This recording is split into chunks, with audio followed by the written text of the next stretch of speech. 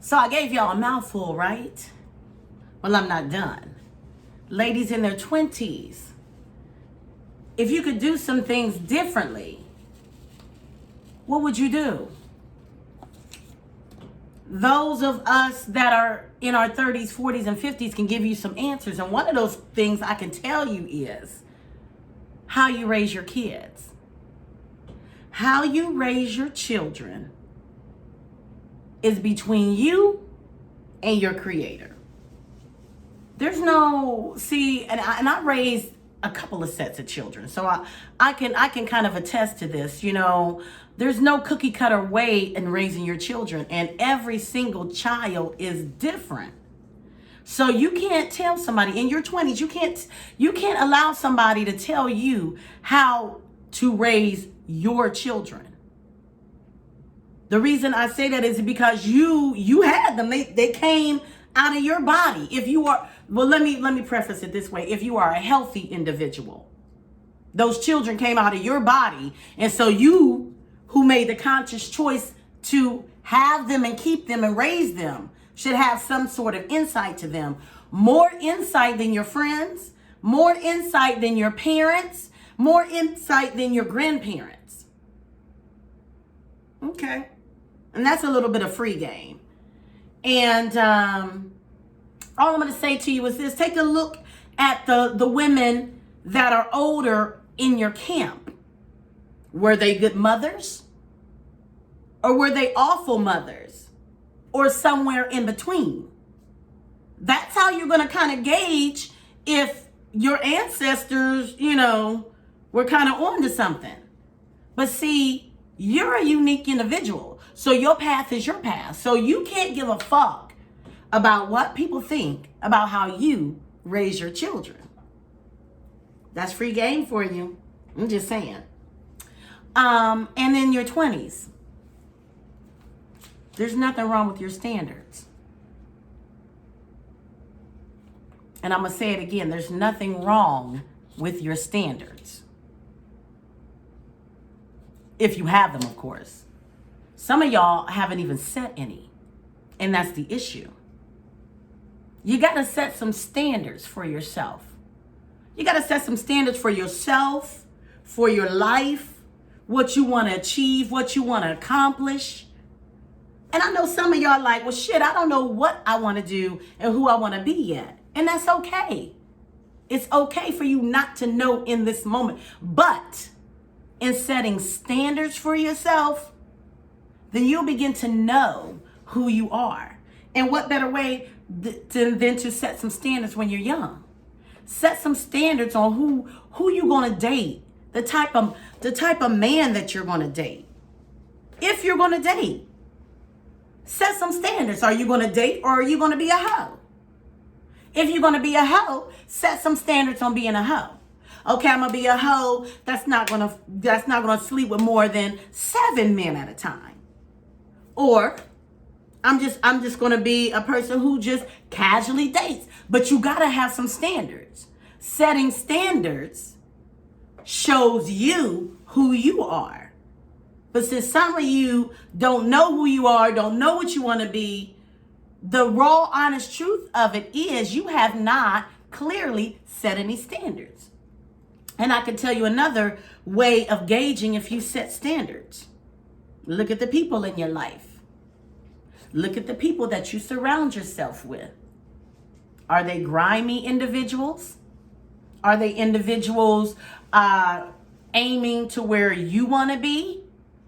Or are they people beneath you, the pores, that just wallow around with no game plan, no action or nothing? You be the gauge of that. Your life is the sum total of the shit you've been doing and the shit you've been thinking about. And then the last two things I want to talk about, and they go hand in hand, right? Stop trying to be right all of the time and stop trying to argue all of the time. You know those things are weaknesses, right? The need to be right all the time is really an indicator of low self-esteem. Because if you had a higher self-esteem and a confidence about yourself, you will not always have the need to be right about things or feel like you have to be right or prove your point. For what? Who are you proving your point to, sis? Are you proving your point to people who are not paying your bills every day or taking care of you or even thinking about you when you lay your head down at night beyond talking about you? So what point do you need to prove? And what do you need to argue? What do you need to argue about with anyone, whether it is a girlfriend, an enemy, a negroid? I'm going to call him a negroid. A guy, a man, a nigga, or whatever you want to call him. What's the point of arguing with somebody who's not taking care of you? Sis, clearly, if you got your own, what are you arguing with somebody about? Especially somebody who, man, listen.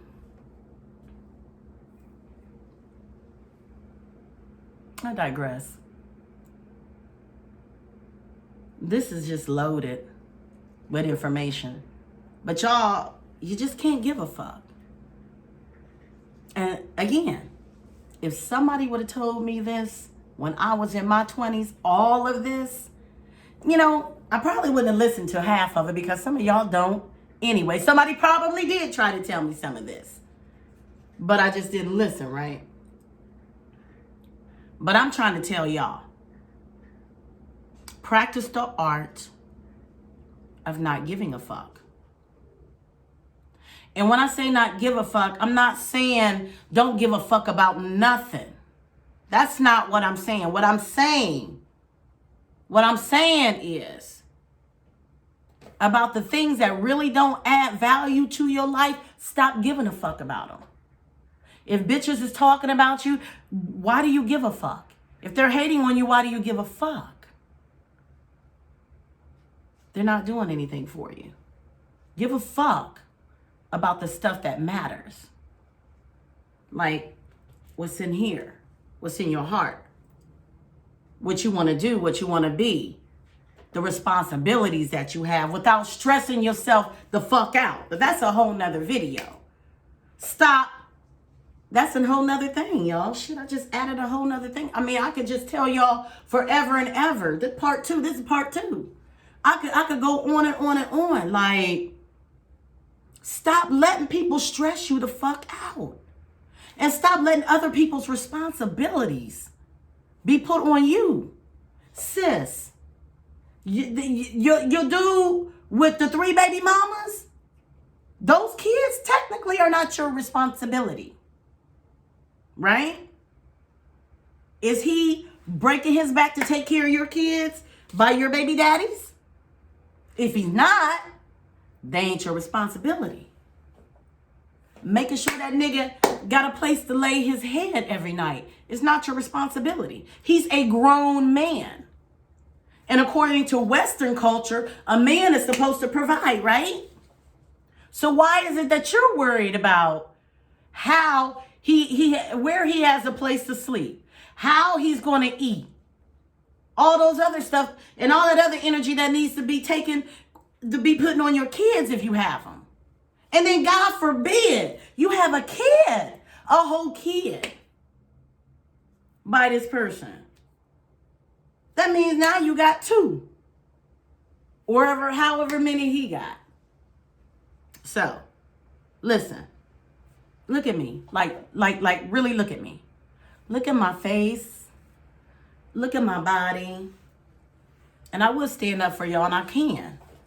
You know what I'm saying? I can.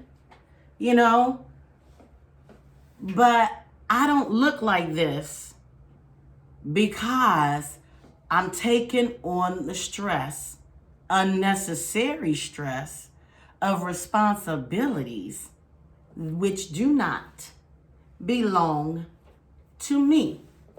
So sis, you take on them extra responsibilities, you a fool. And you're going to age yourself. You see what I'm saying? Don't you want to be 40 and people be like, "Ooh, damn, you look like you're 25." Don't you want to be, as a matter of fact, don't you want to be 50? And guys born in the mid 1990s hit your inbox? It's flattering. I mean, I don't think I could ever entertain someone that young, but it's very, very flattering. But why? Because I take care of myself and I don't have that extra added stress. So, yeah. So this was for y'all ladies in the 20s. Catch it if you can. If not, don't catch it and be an old maid probably. You know what I'm saying? I'm just telling you. I'm Jaylana Stevette, and welcome to my office for this chat.